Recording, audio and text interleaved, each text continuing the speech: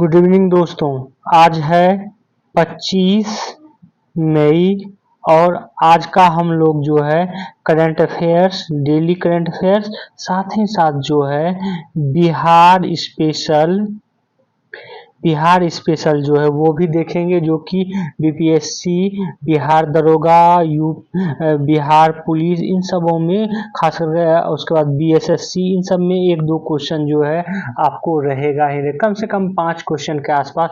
BPSC में तो ज़्यादा क्वेश्चन रहता है तो वो रहेगा ही रहेगा, तो उस पर जो है हम लोग करेंगे। तो पहले हम लोग स्टार्ट करते हैं बिहार स्पेशल से संबंधित ही। बिहार स्पेशल के तहत जो है हम लोग पहले कर रहे हैं बिहार का संक्षिप्त परिचय देखते हैं। तो बिहार का संक्षिप्त परिचय में जो है देखेंगे बिहार की हिस्ट्री, ज्योग्राफी और पॉलिटी से संबंधित कुछ मुद्दे। तो पहले हम देखते हैं बिहार का मैप। बिहार के मैप में आप देखेंगे ये पूरा का पूरा बिहार है। एक तरफ जो है नेपाल है बिहार के उत्तर में, उसके बाद जो है दक्षिण में बिहार की झारखंड है, पूरब में पश्चिम बंगाल है और पश्चिम में जो है उत्तर प्रदेश राज्य पड़ता है। यहाँ पर हम ये भी बता दें कि बिहार में जो है नेपाल से सटने वाले पश्चिम चंपारण, जिसको कि हम बेतिया भी बोलते हैं, पूर्वी चंपारण जिसको मोतिहारी बोलते हैं, सीतामढ़ी, उसका मधुबनी, सुपौल, अररिया, किशनगंज, ये हैं। वहीं पर हम उत्तर प्रदेश से लगने वाले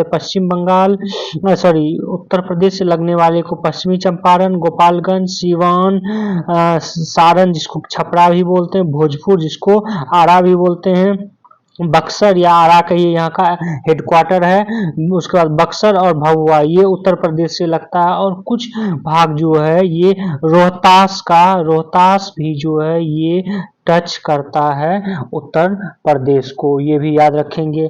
अब जो है हम लोग आते हैं पूरब की ओर। पूरब में देखें तो किशनगंज जो है पश्चिम बंगाल को टच करता है, पूर्णिया करता है, कटिहार करता है, भागलपुर करता है और बांका जो है इसको टच करता है। वहीं पर हम देखते हैं दक्षिण में देखेंगे तो दक्षिण में जो है आपको रोहतास करता है, औरंगाबाद करता है, गया करता है, नवादा करता है, जमुई करता है और बांका का भी जो कुछ क्षेत्र ऐसा है कि जो कि टच करता है। तो ये जो है आप देखेंगे 1 2 3 4 5 6, ठीक है। उसके बाद जो है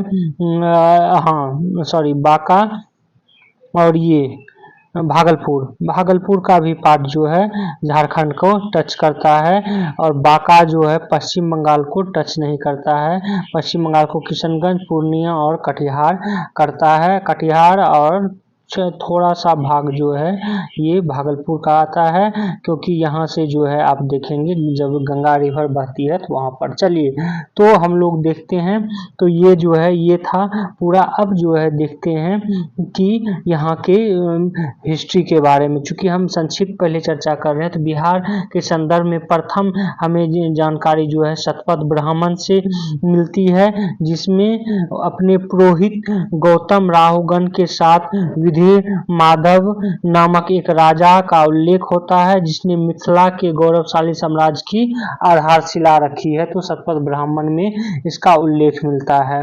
और यहाँ पर यह भी बता दें कि विदेह राजा सिरध्वज जनक, जो हम लोग राजा जनक का नाम सुनते हैं, सीता माता के जो है पिताजी, उनका नाम जो है सिरध्वज जनक था। जनक वहाँ पे सारे राजाएं लगाते थे, तो उनका नाम सिरध्वज जनक था, जिनकी पुत्री जो है सीता थी।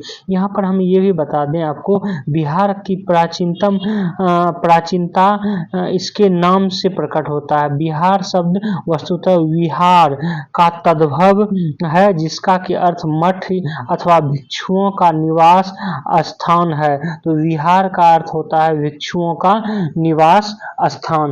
राजनीतिक शक्ति के रूप में बिहार का उदय जो सर्वप्रथम बिंबिसार के शासनकाल में हुआ, इसके बारे में हमें जानकारी बौद्ध ग्रंथ और वैदिक साहित्य से जो है मिलता है। ईसा पूर्व 4वीं शताब्दी में यहाँ पर मौर्य वंश का जो है उदय हुआ और चंद्रगुप्त मौर्य द्वारा स्थापित वंश जो है के सबसे प्रतापी शासक अशोक जो है यहीं से थे। और उन्होंने 4वीं और 5वीं शताब्दी में गुप्त शासनकाल में मगध साम्राज्य पुनः उन्नति पर हुआ। कब? तो चौथी और पांचवी यहाँ शताब्दी की बात हो रहा है। यहाँ क्या है? चौथी शताब्दी पूर्व की बात हो रहा है। यहाँ 4th BC की बात हो रहा है और यहाँ 4th और 5th AD की बात हो रहा है, ये भी याद रखेंगे। और उसके बाद जो पश्चिम बंगाल के पाल शासक ने 1197 ईस्वी तक जो है यहाँ पर शासन किया है। आगे देखते हैं, इसी में आगे है कि 12वीं शताब्दी में मुस्लिम आक्रमणकारियों ने इस प्रदेश को बिहार के नाम से जो है संबोधित करना शुरू कर दिया। अगला है, इसी में शेरशाह सूरी के समय सूबे के रूप में बिहार एक नई मान्यता मिली तथा प्रशासनिक इकाई के रूप में बिहार का स्थान जो है अंग्रेजों के आगमन तक बना रहा। पहले जो 1764 में जब बक्सर की लड़ाई में विजय हुए अंग्रेज, तो अंग्रेजों ने बिहार पर कब्जा कर लिया और 1947 तक जो है यहाँ तक कब्जा रहा। 1764 में बंगाल के नवाब के अंग्रेजों से पराजित होने के बावजूद बिहार बंगाल का ही एक अंग रहा।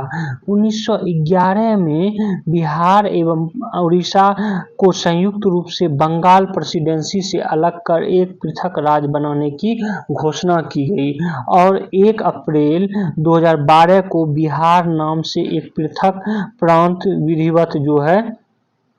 विधिवत आया।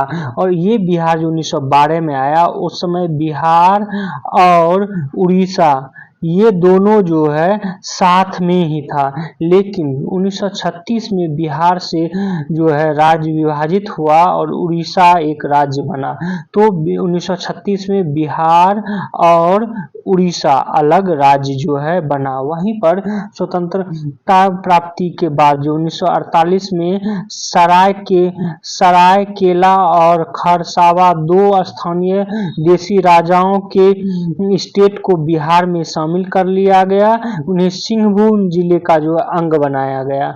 और 1956 में क्या हुआ, जब राज्य का पुनर्गठन हुआ तो उस समय जो है पुरुलिया एवं किशनगंज के कुछ भाग को काटकर पश्चिम बंगाल को जो है दे दिया गया।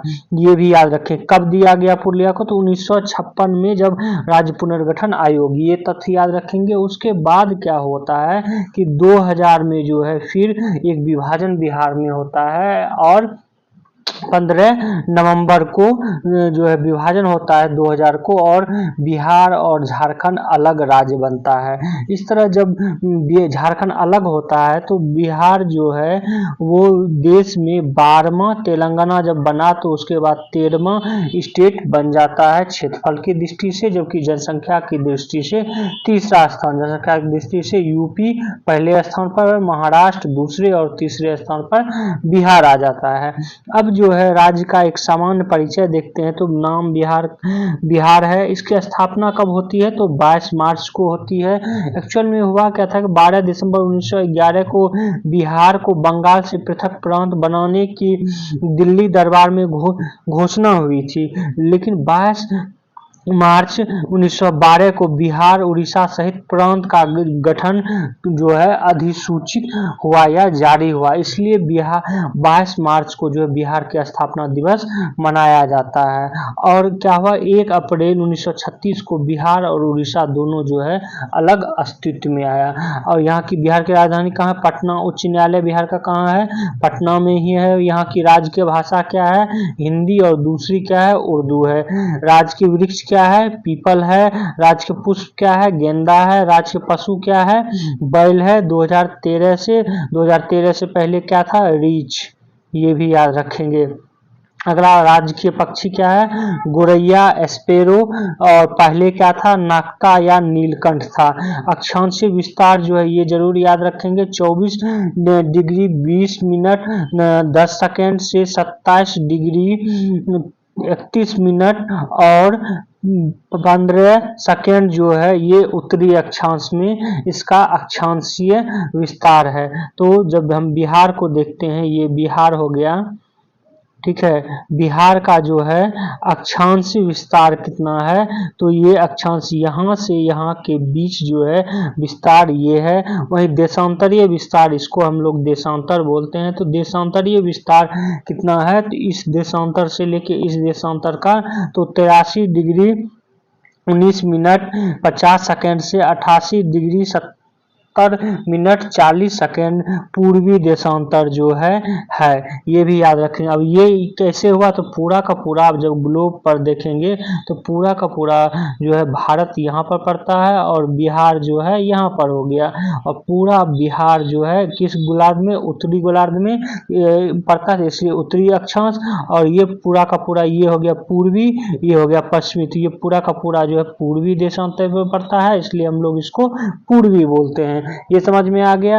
अब अगला देखते हैं क्षेत्रफल बिहार का। बिहार का क्षेत्रफल 94,163, ये बार बार पूछा गया है तो रट लेंगे। 94,163 वर्ग किलोमीटर जो है ये है। इसकी लंबाई जो है उत्तर से दक्षिण ये है 345 किलोमीटर, वहीं पर चौड़ाई जो है पूर्व से पश्चिम ये है 483 किलोमीटर, और कुल जनसंख्या 10,40,99,452 जो है ये भी रट लेंगे। इससे पहले जो है जनगणना जब 2001 और इस सब में हुआ था तो इस पूरा का पूरा डाटा ही बिहार में पूछ लिया था, तो 10,40,99,452 जो है जनसंख्या है।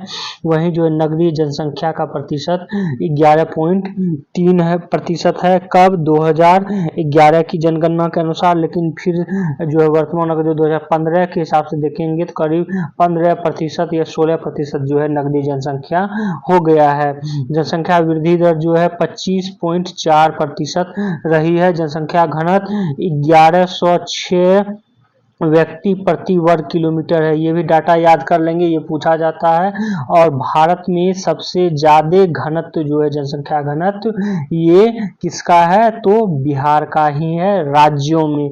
लिंगानुपात कितना है, तो 1000 लड़के पे 918 लड़कियां हैं। साक्षरता दर की बात करें तो जो है अगर साक्षरता दर, तो यहाँ पे जो है कुल साक्षरता दर जो है ये है आपको 61.80%। वहीं पुरुष जो है 71.20 और महिला जो है 51.50% जो है साक्षरता दर है। वहीं साक्षरता की दृष्टि से भारत में जो है 35वां स्थान पर है, मतलब राज्य और केंद्र शासित प्रदेश टोटल में सबसे नीचे जो है बिहार आता है। अगला देखते हैं, अगला है कि महानगर एक है, पटना, प्रमंडल 9 है। कौन कौन, पटना, मगध, सारण, तिरहुत, दरभंगा, कोसी, पूर्णिया, भागलपुर और मुंगेर। प्रमंडल कितना है, जिसको कमिश्नरी बोलते हैं, तो 9 है। जिला कितने हैं, 38। पुलिसी जिला कितना है, तो 40 है। अनुमंडल 101 है। उसके बाद जो है जिला परिषद कितने हैं, 38 जिला परिषद है। और जिला परिषद सदस्य ये हालांकि ज्यादा इंपॉर्टेंट नहीं है। नगर निगम कितने हैं, 11 नगर निगम है, ये याद रखेंगे। अगला देखते हैं, अगला है नगर परिषद 42 है। और उसके बाद जो है विश्वविद्यालय 21 है, ये भी डाटा याद रखेंगे। विधानसभा सभा क्षेत्रों की सदस्यों की संख्या कितनी है, 243 जो है विधानसभा सदस्यों की संख्या है। और विधान परिषद के सदस्यों की संख्या कितना है, 75। ये दोनों डाटा भी याद रखेंगे। ये भी लोकसभा क्षेत्रों की संख्या कितनी है, 40 है। राज्यसभा सदस्यों की संख्या 16 है। लोकसभा में अनुसूचित जाति की सीटें कितने हैं, तो 6 हैं। विधानसभा में अनुसूचित जाति के आरक्षित सीट कितने हैं, तो ये 40 है, ये भी याद रखेंगे। क्षेत्रफल की दृष्टि से जो है सबसे बड़ा जिला पश्चिमी चंपारण है, जिसको हम लोग बेतिया भी बोलते हैं। क्या बोलते हैं, बेतिया और क्षेत्रफल की दृष्टि से सबसे छोटा जिला शिवहर है। जनसंख्या से सबसे बड़ा जिला पटना है। जनसंख्या की दृष्टि से सबसे कम जिला शेखपुरा है। ये भी याद रखेंगे। शिवहर जो है क्षेत्रफल में कम है, शेखपुरा जो है जनसंख्या में कम है। 10 की वृद्धि सबसे ज्यादा मधेपुरा में हुआ है 31.12%। सबसे कम 10 की वृद्धि गोपालगंज में हुआ है। सर्वाधिक जनसंख्या घनत्व वाला जिला शिवहर है और सबसे कम कैमूर है। सबसे सर्वाधिक लिंगानुपात वाला जिला गोपालगंज है, जहां की 1000 लड़का पर जो है 1021 लड़की है। सबसे कम लिंगानुपात वाला जिला मुंगेर है। सर्वाधिक साक्षरता वाला जिला रोहतास है। सबसे कम पूर्णिया है। सबसे बड़ा नगर पटना है। अगर क्षेत्रफल की दृष्टि से बिहार का देश में देखेंगे स्थान तो 12वां है, 13वां जो है तेलंगाना बनने के बाद हो गया। जनसंख्या की दृष्टि से तीसरा है। जनसंख्या घनत्व की दृष्टि से बिहार का देश में पहला है। अगर केंद्र शासित प्रदेशों को भी जोड़ लें तब छठा हो जाएगा। ये भी याद रखेंगे। केंद्र शासित राज्य एवं केंद्र शासित प्रदेशों में जो है बिहार का जनसंख्या घनत्व का पोजीशन कितना है तब जो है छठा बोलेंगे। सर्वाधिक वर्षा वाला जिला किशनगंज, सबसे कम औरंगाबाद। सर्वाधिक गर्म जिला गया, सबसे ठंडा जिला गया। सबसे बड़ी सिंचाई परियोजना गंडक परियोजना। और जलवायु जो है यहाँ की कैसी है तो मानसूनी है जलवायु, ये भी याद रखेंगे। और औसत वर्षा यहाँ पर 1054 मिलीमीटर जो है और कुल वन क्षेत्र कितना है 6.65% जो है ये भी डाटा आप लोग याद रखेंगे। और डाटा जो है ज्यादा जरूरी नहीं है। अब आज का हम लोग जो है करंट अफेयर्स देख लेते हैं डेली करंट अफेयर्स के अंतर्गत। तो डेली करंट अफेयर्स के अंतर्गत जो है पहला है कि 2030 तक जो है 2030 तक 10 ट्रिलियन डॉलर हो जाएगा बीएसई का मार्केट कैप। ये अनुमान जो है लगाया गया है। ये भी लगाया गया है कि 2027 तक भारत तीसरी बड़ी अर्थव्यवस्था बनने की ये उम्मीद है। तो ये है कब तक, ये पूछ लिया जाता है कब तक जो है तो 2027 तक ऐसा अनुमान है कि 3 ट्रिलियन डॉलर जो है बन जाएगा। और बीएसई एनएसई का मार्केट कैप जो है 2030 तक 10 ट्रिलियन डॉलर को पार कर जाएगा, ये जो है कहा गया है। तो ये इंपॉर्टेंट तथ्य याद रखेंगे। अब क्यों कहा गया है थोड़ा इस पे भी हम लोग चर्चा कर लेते हैं।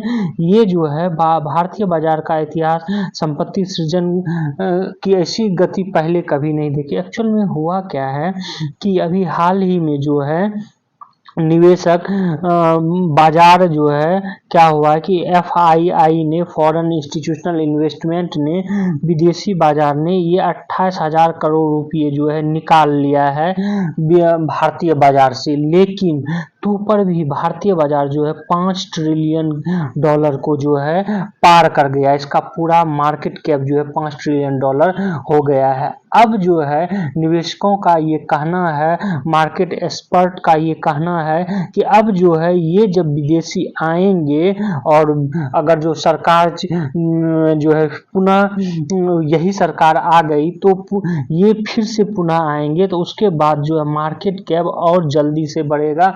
और जैसे बढ़ेगा इससे की परिणति यह होगी कि जो भारत के घरेलू निवेशक हैं वो भी और ज्यादा जो है निवेश करेंगे। और साथ ही साथ जो है इक्विटी मार्केट फंड, ये उसके बाद जो है आपको म्यूचुअल फंड, ये सब भी जो है इस सेक्टर में काम करेंगे और आईटी सेक्टर में भी जो है मजबूती आएगी। इसलिए कहा जा रहा है कि 2030 तक जो है बढ़ जाएगा। अगला देखते हैं। अगला है हाल ही में क्या हुआ है कि रूस ने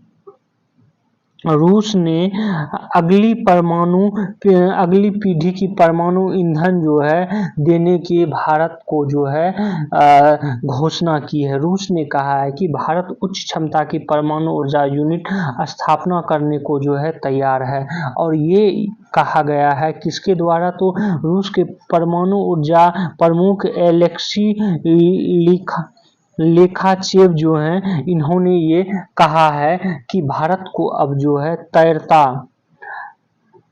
तैरता हुआ परमाणु परमाणु संयंत्र जो है वो देगा रूस, और इसमें जो है साझेदारी की भी बात कही गई है रूस के द्वारा।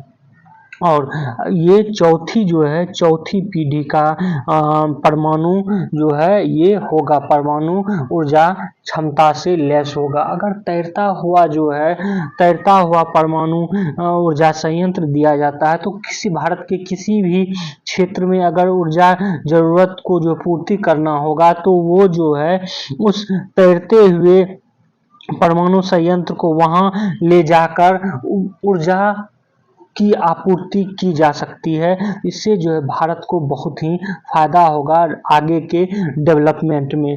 तो इसके बारे में जो है हालांकि कुछ मुद्दों पर चर्चा भी हुई है, और ये जो है अब तैरता हुआ अगर जो दिया जाता है तो ये बहुत ही भारत के लिए महत्वपूर्ण है, और भारत को जो है इस पर काम करना चाहिए और इस ट्रीटी के बारे में समझौता करना चाहिए। यहाँ पर हम आपको ये भी बता दें कि भारत सरकार द्वारा इससे पहले जो है कुंडाकुलम परमाणु ऊर्जा परियोजना, जो कि कहाँ है, तमिलनाडु में है, तमिलनाडु के कुंडाकुलम परमाणु परियोजना का निर्माण भारत और रूस के सहयोग से 2002 में जो है शुरू किया गया था।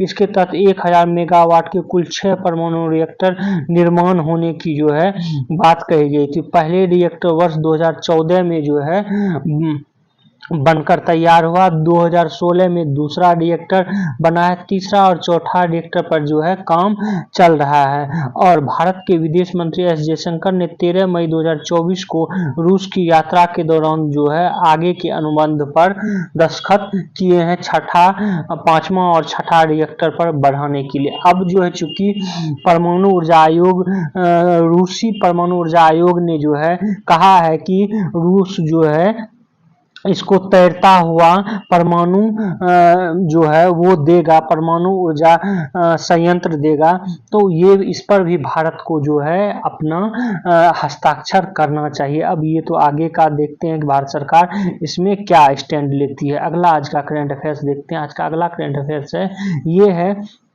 इसमें आप चक्रवात का नाम बस याद रखेंगे। एक चक्रवात जो है बंगाल की खाड़ी में उठ रही है, जिसका कि नाम रखा गया है रेमल। रेमल का जो है अर्थ होता है रेत। रेमल जो है एक शब्द है, रेमल एक अरबी शब्द है जिसका अर्थ होता है रेत। ठीक है, तो ये जो है ये संभावना है कि 28 मई को जो है ये चक्रवात उठे, और जिसके परिणति जो है उत्तर भारत में हो सकता है कि थोड़ा सा टेम्परेचर में कमी आई। तो ये बस चक्रवात का नाम आप लोग जरूर याद रखेंगे। आज का अगला करंट देखते हैं, ये है मैसूरू की फिल्म निर्माता ने कान में जो है कान फिल्म फेस्टिवल, जो कि कहाँ पे हो रही है, पेरिस में हो रही है, उसमें जो है 77वें कान फिल्म फेस्टिवल में मैसूरू के फिल्म निर्माता जो है ये इनका नाम है Chidanand S Naik. Sunflower were the first ones to know ने यहाँ लॉ सिनेफ का पहला पुरस्कार जीता है। लॉ सिनेफ का पुरस्कार किसने जीता है, ये आपको याद रखना है, ये इम्पोर्टेंट है। वहीं दूसरा पुरस्कार जो है विश्वविद्यालय के आसिया रेगालोविच द्वारा निर्देश out of the window through the wall जो है ये जीता है। वहीं पर एक और पुरस्कार जो है जीता है सिनेफ का ही, ये पुरस्कार मानसी महेश्वरी ने जीता है विनी हुड के लिए। विनी हुड एनिमेशन मूवी है, उसके लिए जो है ये पुरस्कार जो है जीता है। तो आप ये दोनों पुरस्कार चूंकि भारतीयों से संबंधित है तो आप लोग जरूर याद रखेंगे। तो आज का करंट अफेयर्स इतना था।